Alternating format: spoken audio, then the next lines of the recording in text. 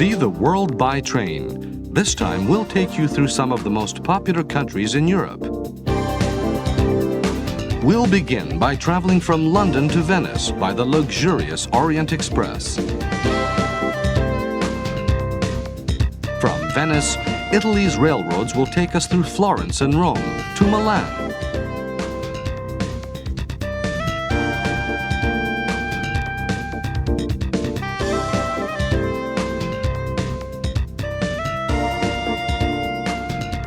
In Switzerland, we'll climb to Jungfraujoch, the highest railroad station in Europe, and then transverse the grandeur of the Alps by the Glacier Express.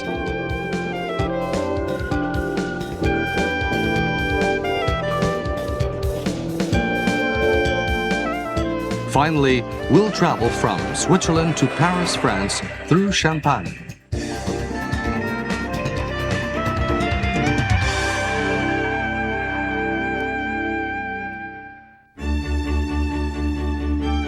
History fills the air of London. Countless travelers have passed through the city over the centuries.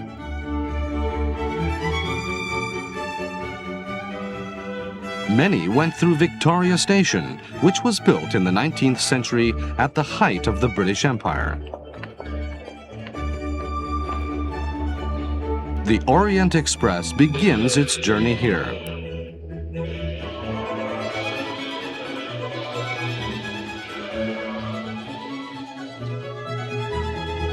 The Orient Express began its life as a luxury train going as far as Istanbul in 1883 and was at its peak in the 1930s. But after World War II, its popularity started to decline until in 1977 it was finally terminated. In 1982, the Orient Express was brought back to life, as luxurious as ever, connecting London and Venice.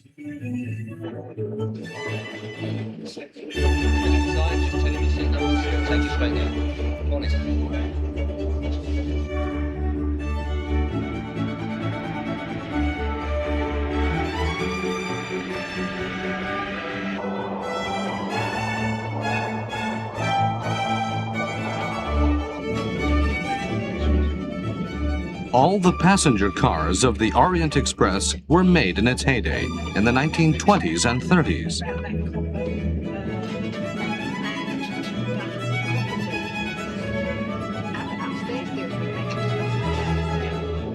Once leaving London behind, the passengers can spend their time in the dining cars called Pullman cars till they get to Folkestone on the Straits of Dover.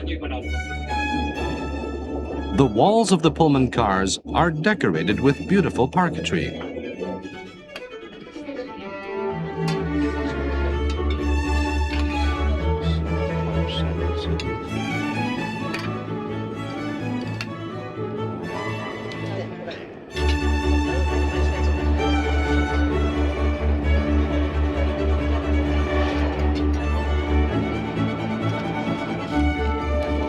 About 2 hours after leaving London, the scenery of Folkestone comes into view through the windows.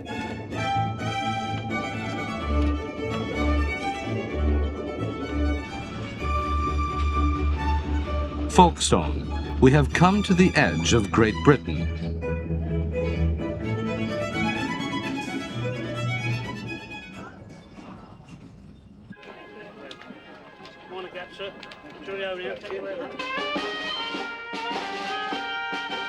Passengers are greeted with cheerful music on the platform.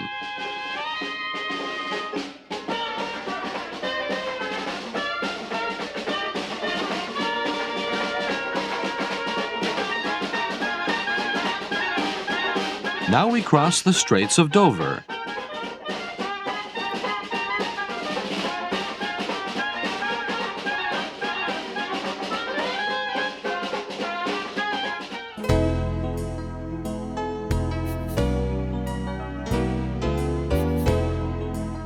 Proceeding by ferry for about 40 minutes, we begin to see Boulogne on the other shore.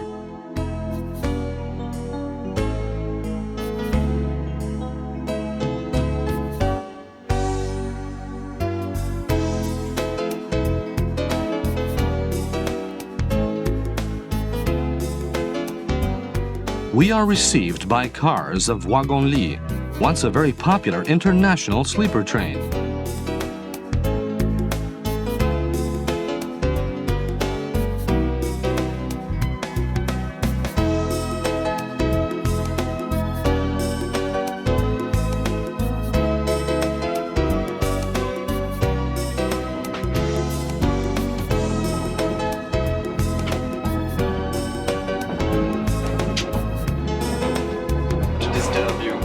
To give you some few information about your trip. As the cabin, this one is the main light of the train. Shortly after departure from Boulogne, room service visits every compartment to settle the passengers in. Opening the table, and inside you have hot water and cold water. Comfort and relaxation are integral parts of this two-day trip to Venice.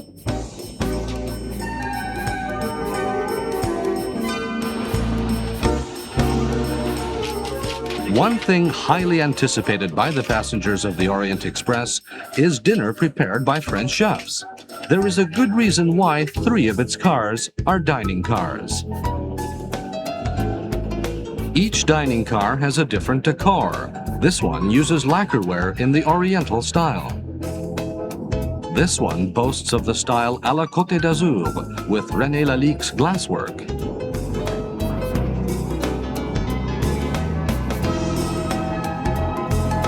This minute parquetry is in the style of L'Étoile du Nord. Each car is a gallery of Art Nouveau.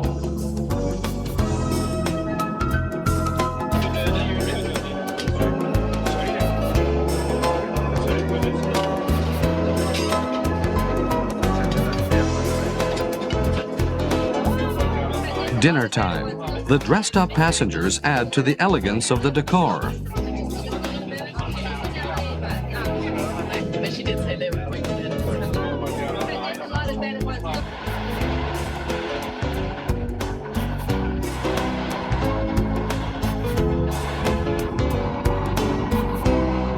The third stop from London is Paris East Station.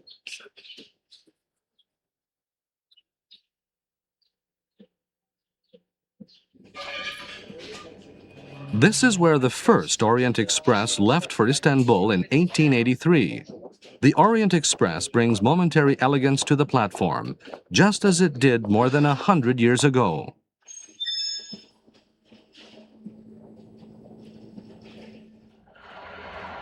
As night veils the windows, the lounge car is filled with passengers who have just finished dinner.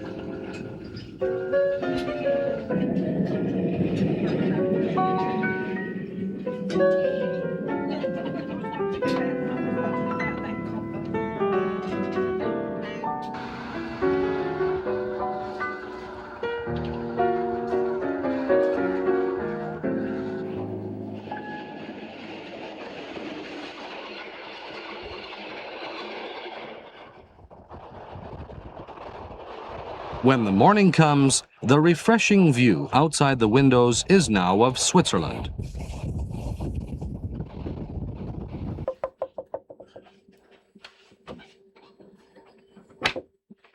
Good morning. Your breakfast is now ready.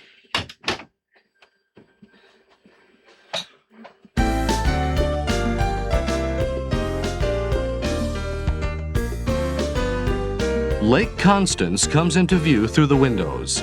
On this lake, Switzerland, Germany, and Austria meet.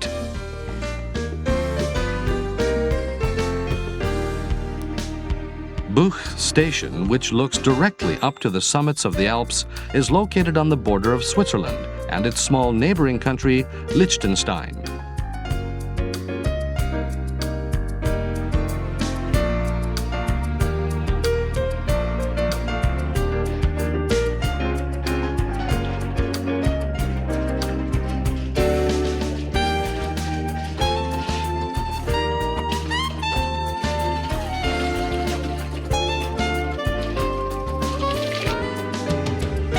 We are now only 350 miles away from our final destination, Venice.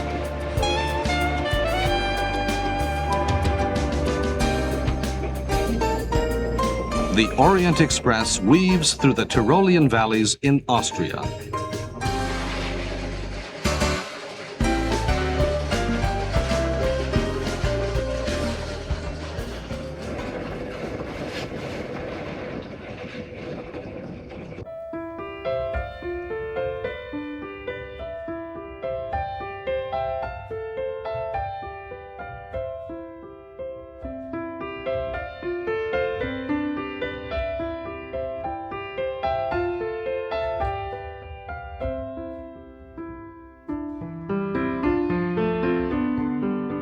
Now, the idyllic scenery of farms and villages unfolds outside the windows.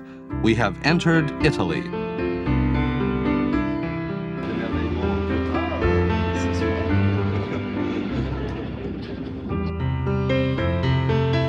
The Orient Express crosses a lagoon, laguna in Italian, towards Venice.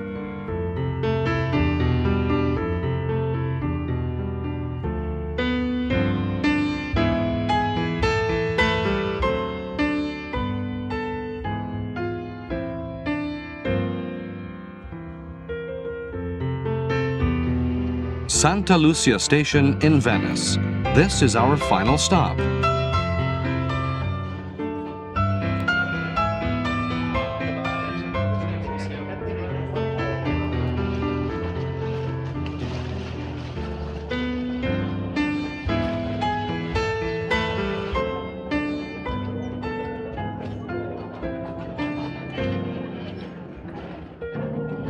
As far back as the 16th century, the beauty of Venice was already famous throughout Europe.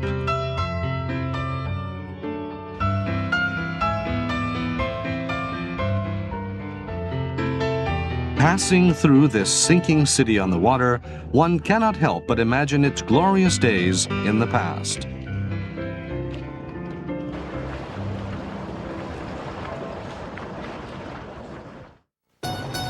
We are back at Santa Lucia Station in Venice.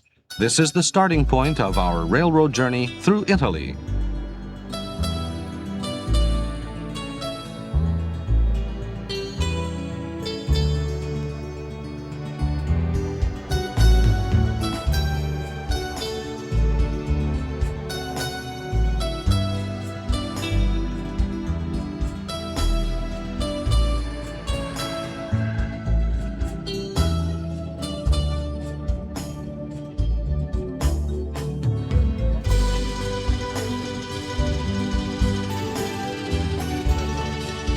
È finita. These young men are on their way home, having just finished their year-long military service.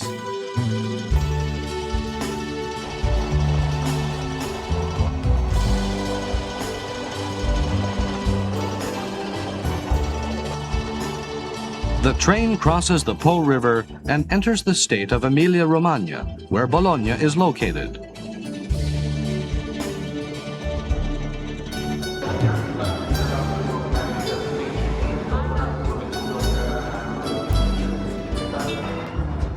Ever since the first university in Europe was established here at the beginning of the 5th century, Bologna has prospered as the center of science and culture. People in this town are also known as gourmets. Thus, they are often called La Grassa, the heavy, for their love of food.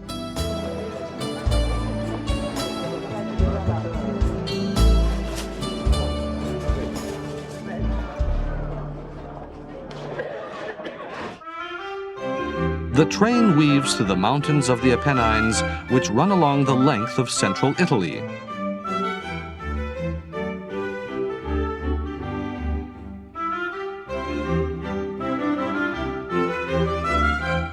Florence. The Renaissance blossomed here in the 14th century.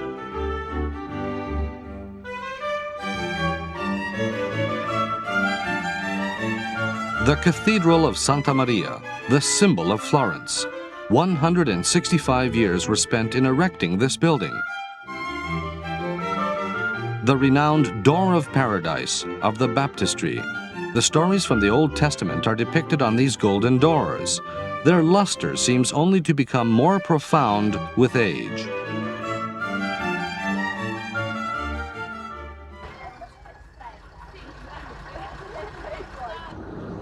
From Florence, we continue our journey by local trains.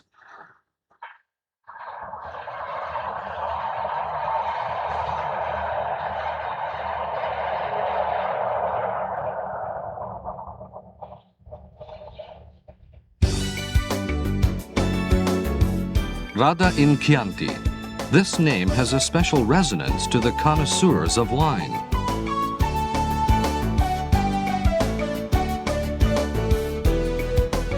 Italy produces and consumes more wine every year than any other country in the world. The grapes are ripe for harvesting.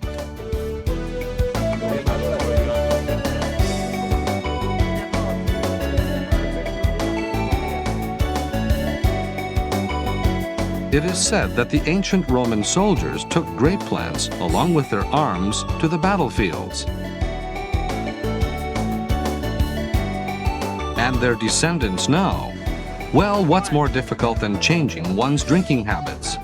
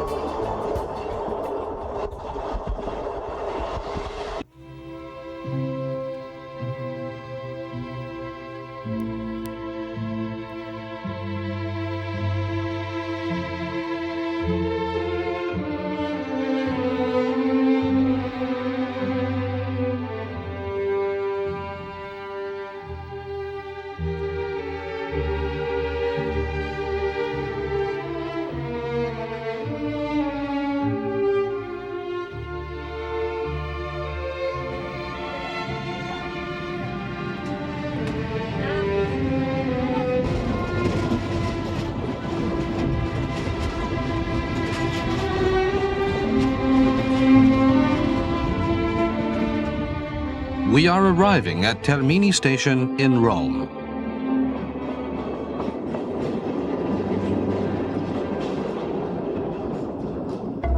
Rome, the eternal city, its architecture the very witness to its history of 2,700 years and its continuing tradition, is simply overwhelming.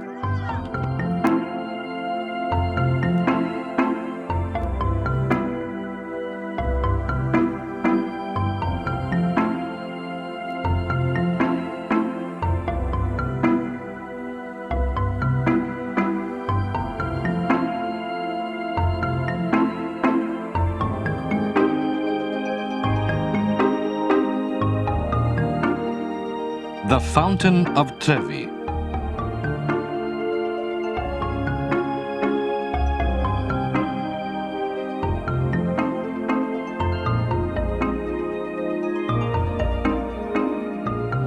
The legend has it that if you toss a coin into the fountain with your back turned, you will come to visit Rome again. If you succeed with a second coin, your wish will be granted.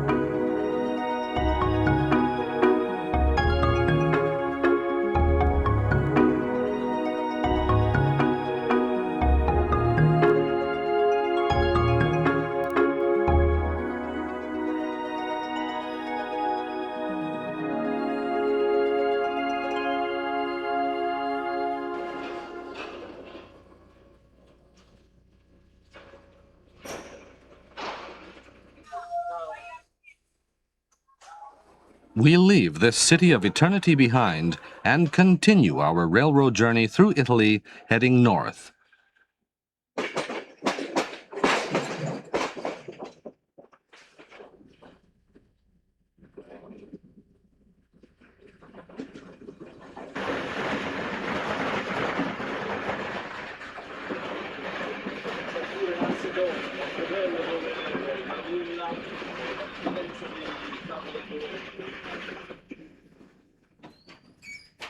About 60 miles from Rome, we come across the Tyrrhenian Sea, the eastern part of the Mediterranean.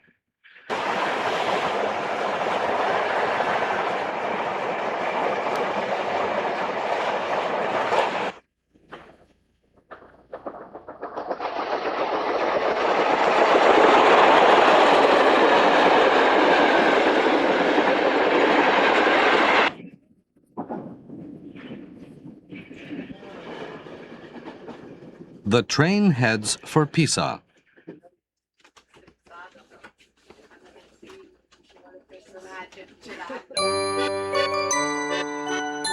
Prosperous in the Oriental trade, Pisa was a powerful republic from the 11th to the 13th century, ruling neighboring islands such as Sardinia and Corsica.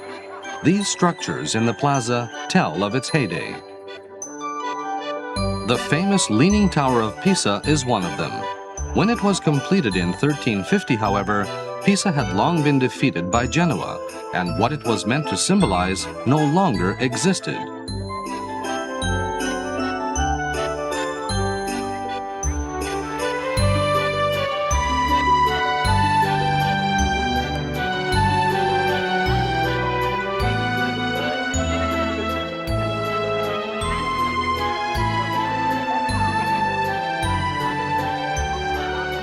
We go north again through Tuscany, towards Genoa.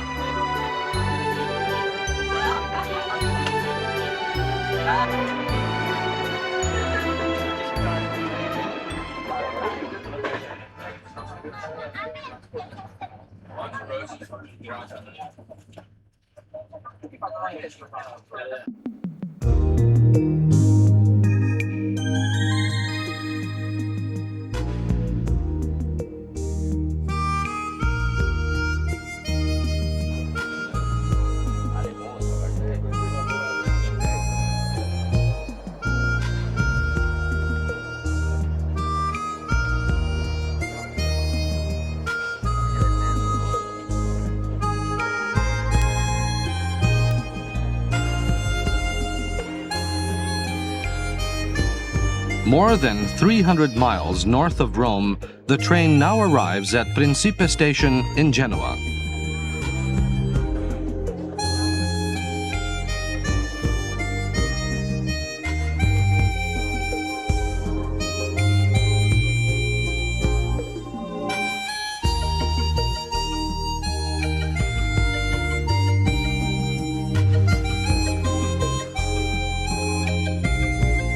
Having dethroned Pisa from the dominance of the Mediterranean in the 13th century, Genoa thrived as a maritime power, rivaled only by Venice. Its familiarity with the sea was probably not unrelated to the fact that a son of a Genoese weaver turned out to be a great admiral by the name of Christopher Columbus.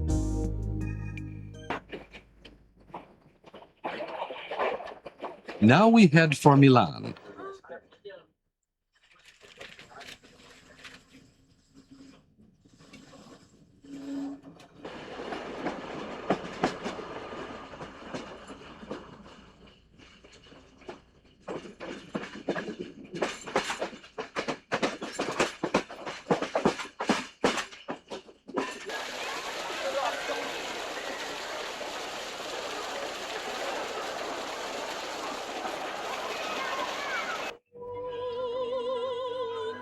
In Milan, the present coexists with the past. You take a tram through a street and encounter the castle of Sforzesco, which Leonardo da Vinci helped design.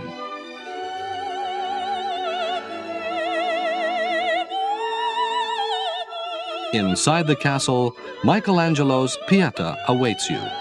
Although Michelangelo worked on this piece until a few days before his death, it was left unfinished, to our great regret.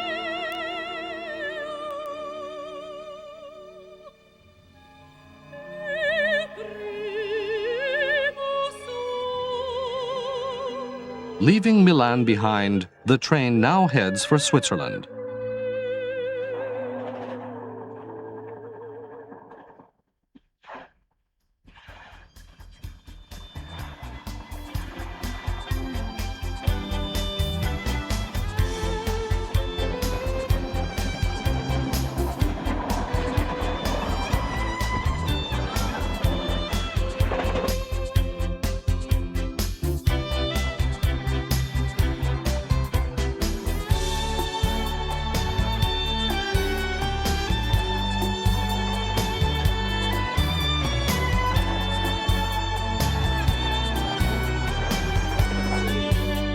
If you enter Switzerland by train from Italy, you have to go through this dark passage called the Simplon Tunnel.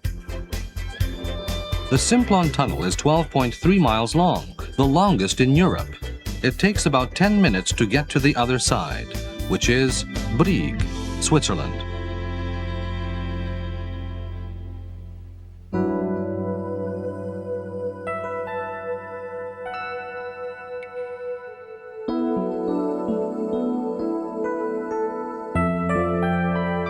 Brieg has traditionally played an important part in transportation. Our railroad journey through Switzerland begins here.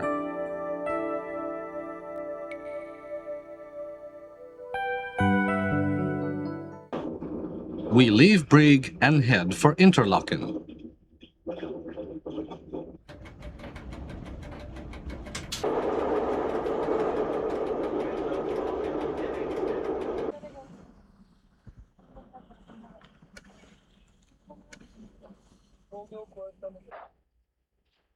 With so many mountains higher than 10,000 feet, the view from the Swiss train alternates between long tunnels and beautiful lakes.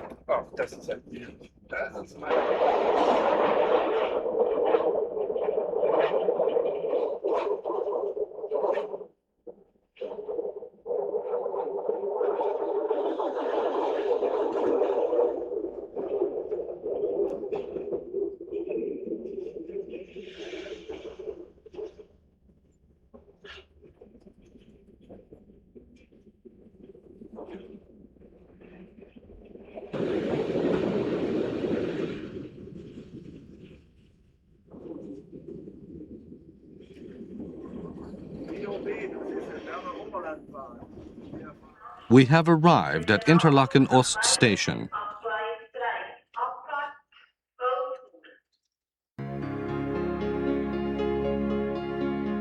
Eiger, Mönch, Jungfrau. Mountains higher than 1,300 feet rise throughout Berner Oberland. Interlaken is used as a base by tourists visiting these mountains. On a fine day, you can admire the graceful figure of Jungfrau from a park in this town.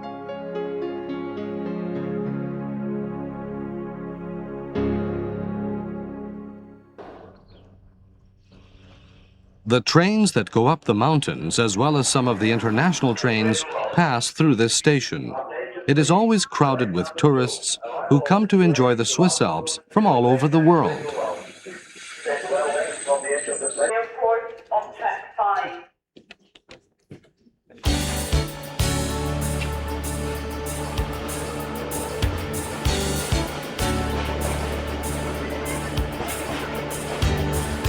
From here, we take 3 different local railroads to get to the station at the greatest altitude in Europe, Jungfraujoch.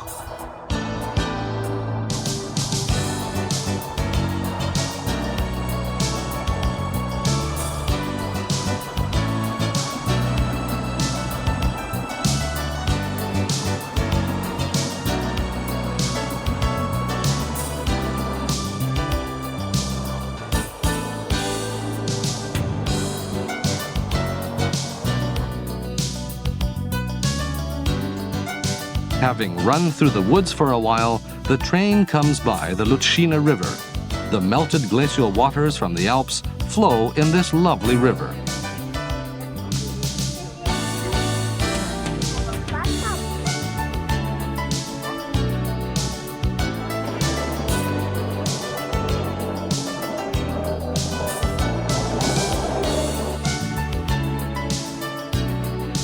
The train slows down as it reaches Lauterbrunnen. It is now engaged in a rack and pinion railway to climb up the slope.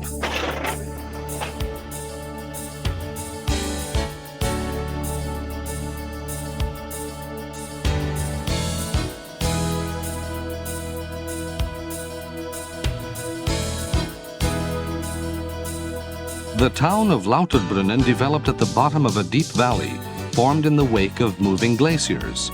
Here, time advances as if in stop motion, like a glacier. The town is well known for the Staubach waterfall, which Byron compared to the pale courser's tale of the apocalypse. We switch to the Wengernalp Railway here.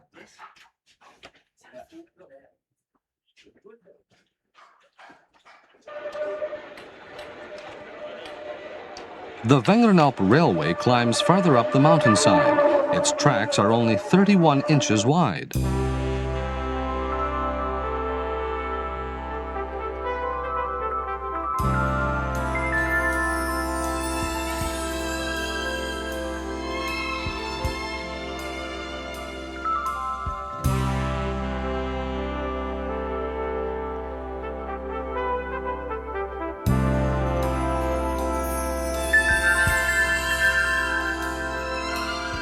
About 15 minutes later, we arrive at Wengen.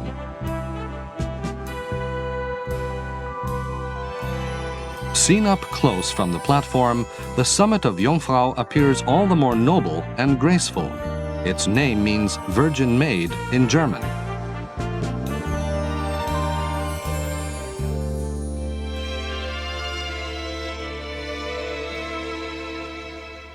The train leaves Wengen and keeps on climbing up the pasture at the speed of 9 miles per hour.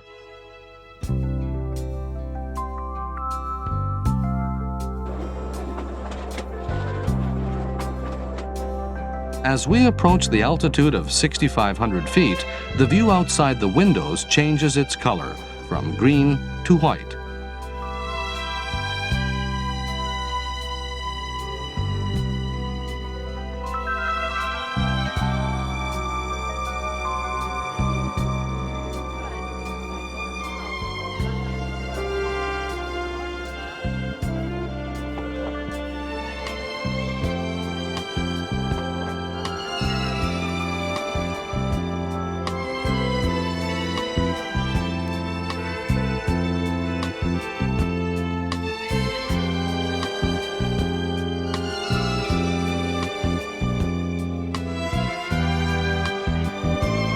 As we pass Wengernalp Station, we are welcomed by 3 magnificent summits.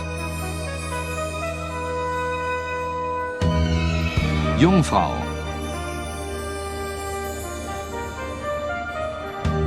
Mönch, and Eiger. It is said that as far back as the early 19th century, tourists from overseas came all the way to Wengernalp just to admire this landscape.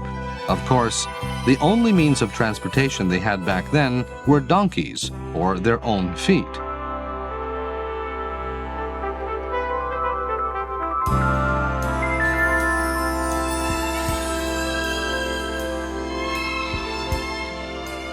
One and a half hours after we left Interlaken, the Wengernalp Railroad brings us to Kleine Scheidegg Station.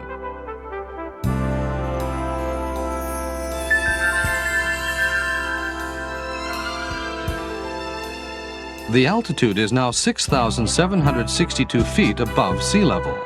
We switch to the Jungfrau Railroad here and head for Jungfraujoch.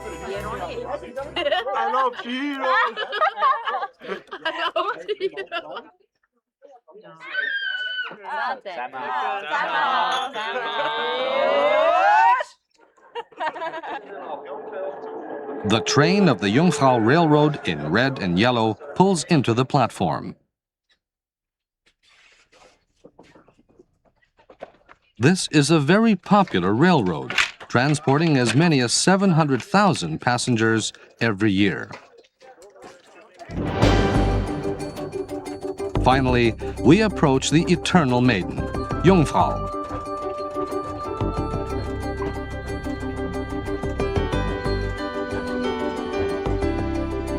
The Jungfrau Railroad was already in operation in 1898. Since 3/4 of the route had to be burrowed through tunnels, it took 16 years to construct the tracks.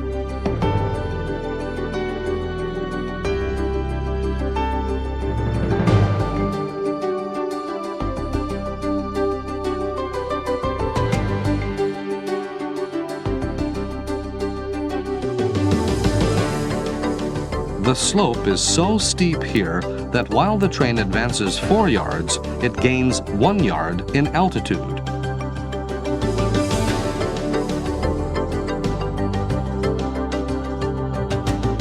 Now we go into the bowels of Eiger.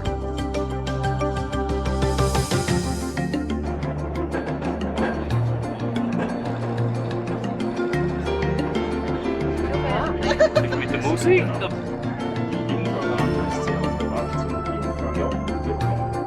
Ihr nächster Halt ist Eigerwand auf 2865 Meter über Meer. Bei schönem Wetter kommt zu einem herrlichen Tief. The train stops at Eigerwand Station, located inside the tunnel.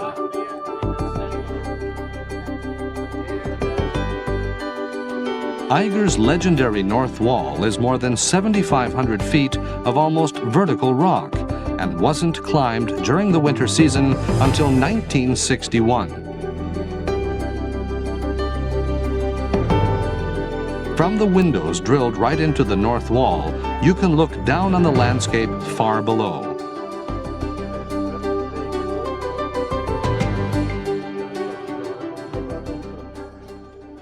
On y jouit d'une vue splendide sur la...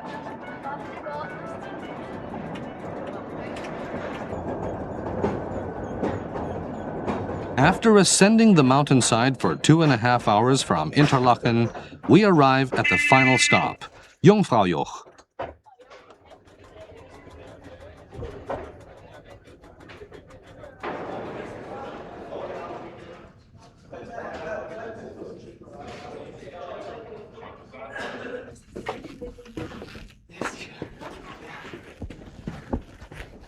From here, passengers follow a narrow corridor and take an elevator up to the observatory.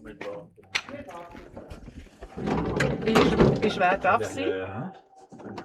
Ja, ich habe auch was über Rot geschrieben. Ah, jetzt rot ist. Ja, wie viel Gewicht geht rein? Ja, das ist...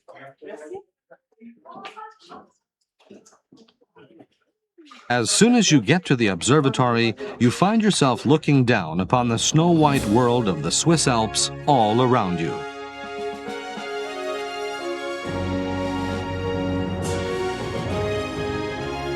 Except, of course, the venerable Jungfrau herself, almost looking over your shoulder.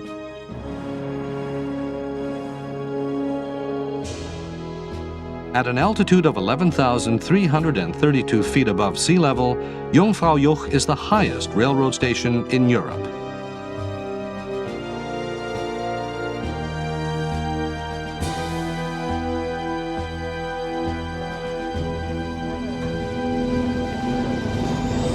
The Alps are Europe's reservoir.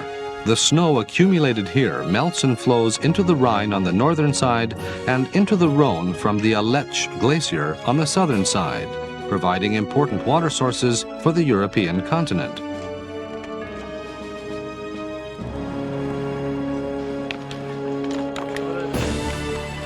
High above the reach of human civilization, the mountains of the Alps retain their immaculate faces as far as the eye can see.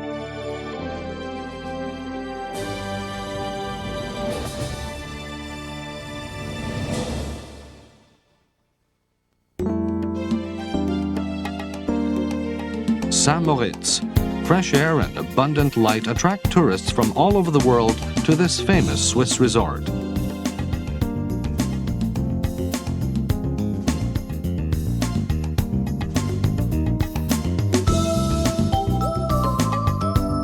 St. Moritz Station is situated by a lake. The Glacier Express begins its journey here.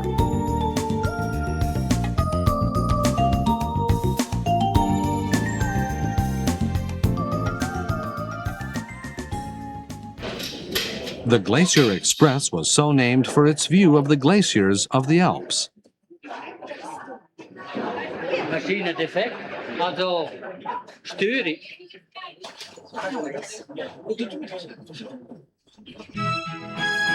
The Rätische Bahn Railway, a local railroad, sends off its train. It's scheduled to arrive at Zermatt in 8 hours.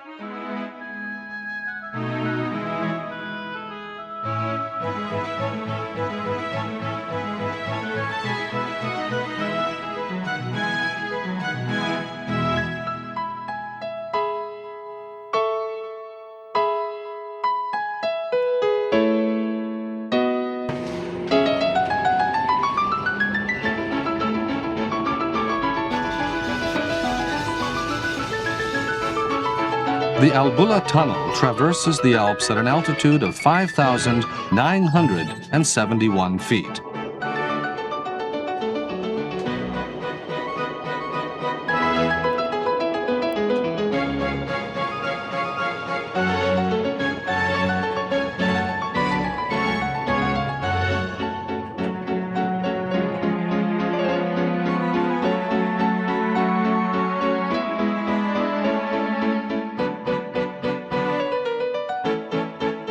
Tracing complex loops, the train descends the distance of 1,365 feet in altitude at one stroke.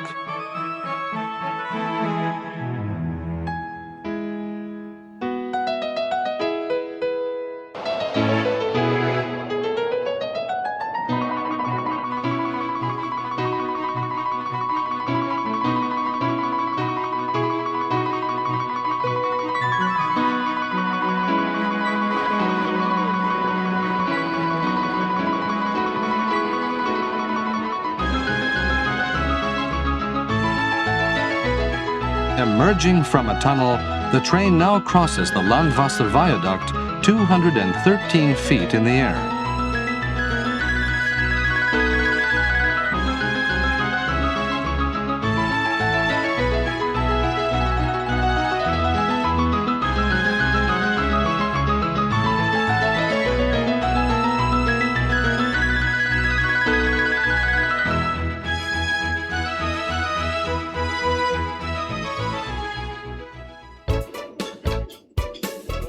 The dining car is full of tourists.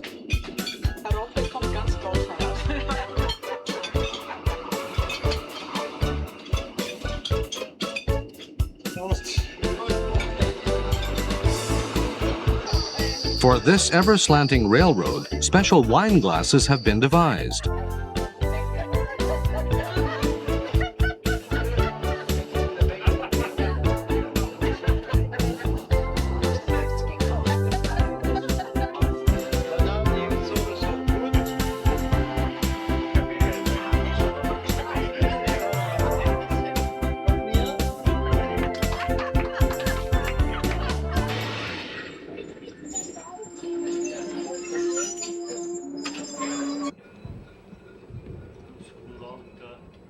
Decentis is a junction.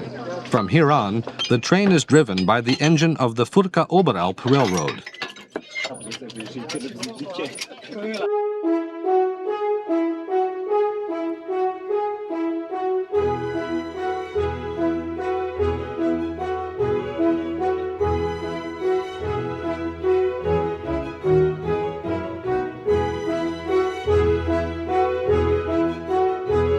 With the help of the rack and pinion tracks, the train heads upwards for the highest point on this line, Oberalp Passhöhe.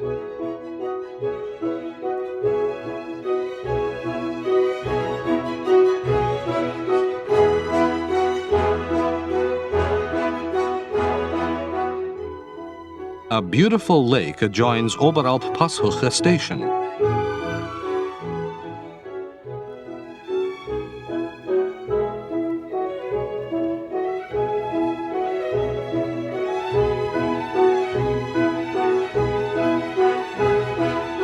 Alongside the water that overflows the lake and turns into the Reuss River, the train now goes downhill.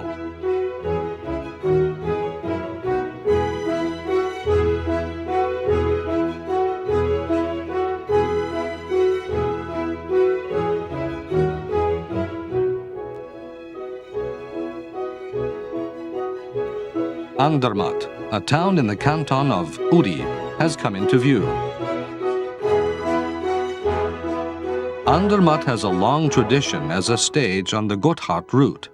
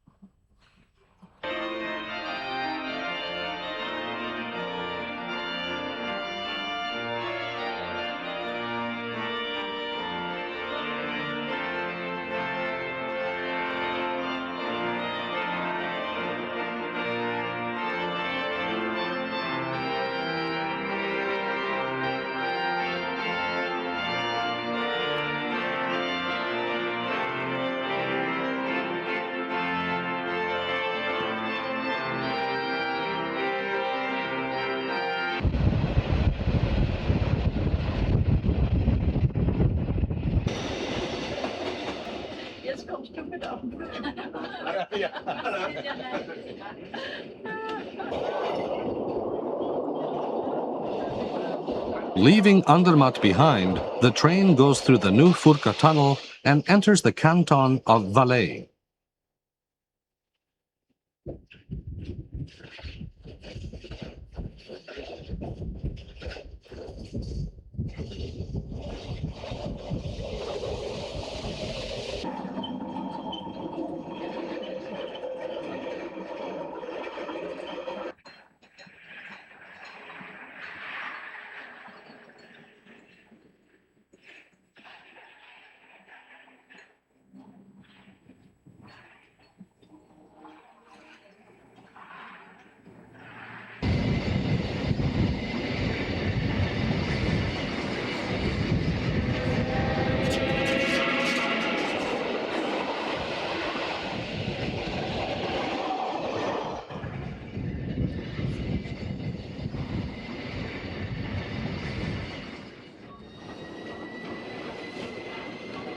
We have arrived at Brieg. From here on, the train is going to be driven by the engine of the Brieg-Visp-Zermatt Railroad.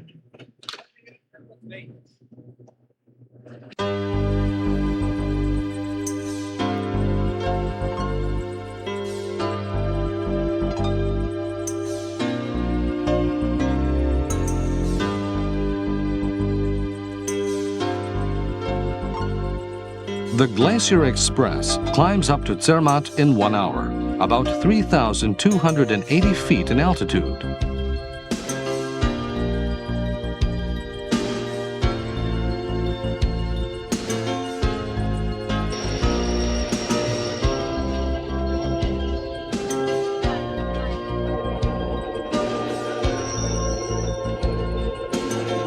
From time to time, the snow-capped mountains of the Alps of Valais reveal themselves.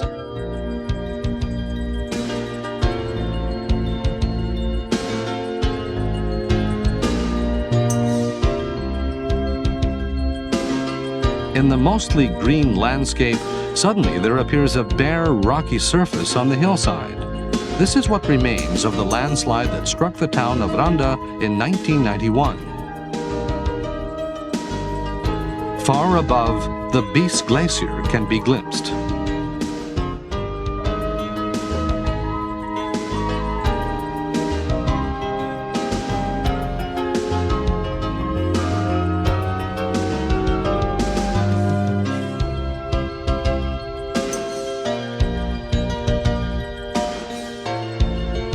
We approach the final stop of the Glacier Express, Zermatt.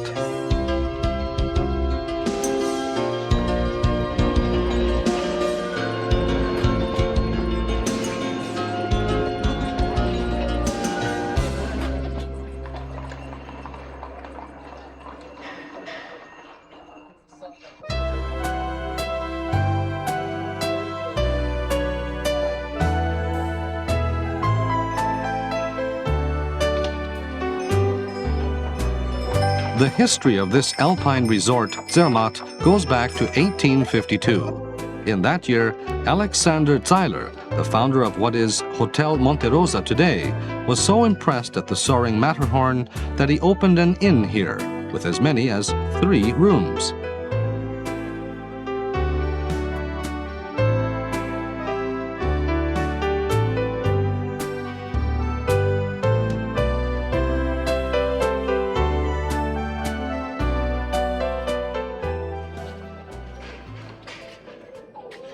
Proceeding by the Gornergrat Railroad, we head for Gornergrat Station, the second highest railroad station in Switzerland, next only to Jungfraujoch Station.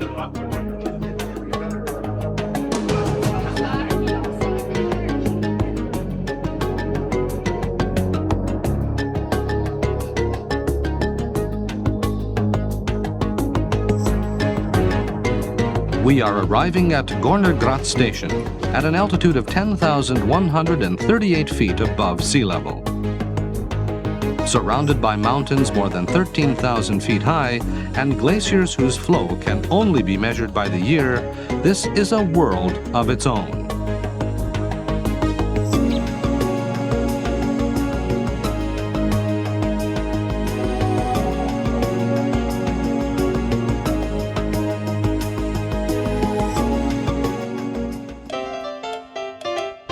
We are back at Interlaken Ost Station. The Brünig line of the Swiss National Railway connects Interlaken and Luzern, 46 miles apart.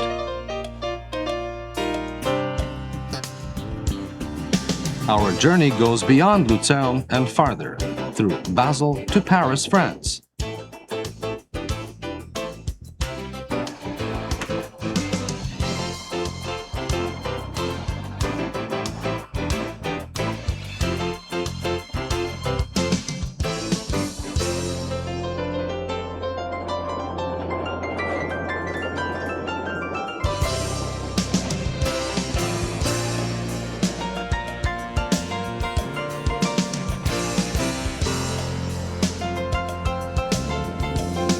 Having passed Hasliberg at an altitude of 3,287 feet, the train starts going downhill.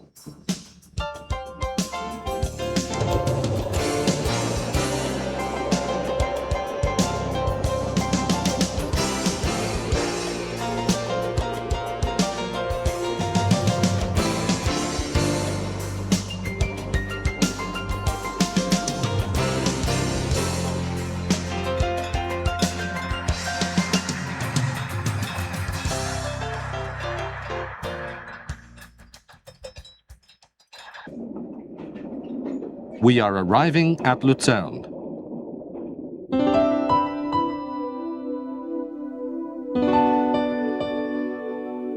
Luzern is a quiet town with a medieval atmosphere.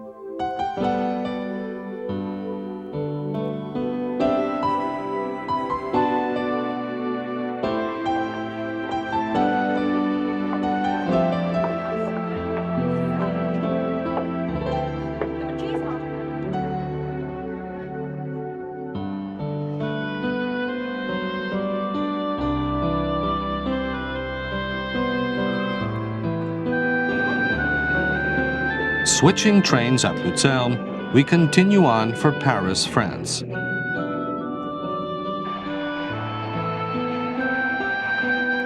The mountains of the Alps recede into the horizon.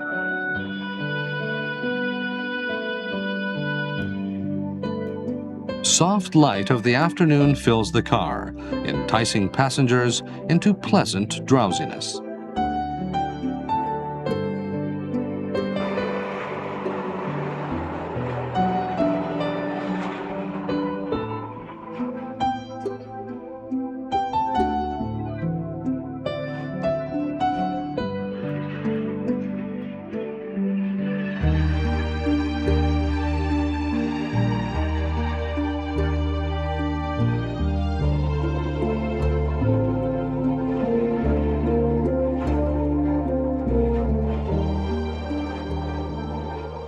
One hour after leaving Luzern, we arrive at Basel.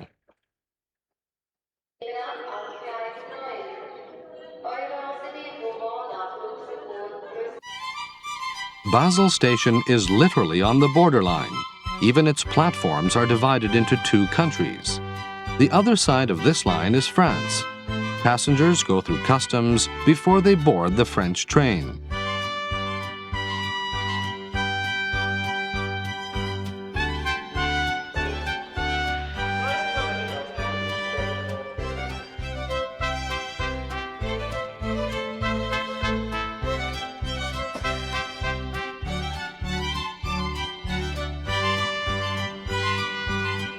Bidding farewell to the alpine country of Switzerland, we continue our journey into France in the springtime.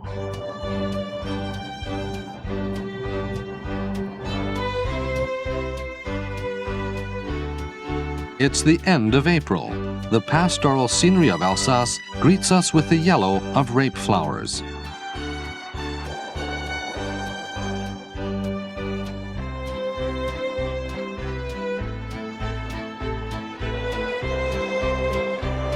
The train crosses the bridge in Chaumont, 171 feet in height, 2,146 feet in length.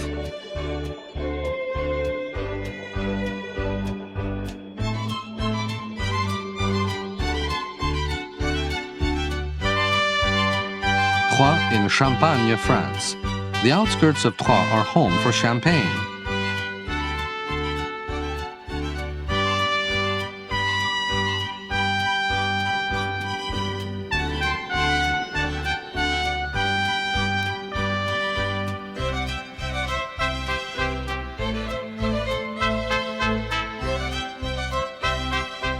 Grapes are grown on these gentle slopes in the area. Only the sparkling white wine made from these grapes can call itself champagne.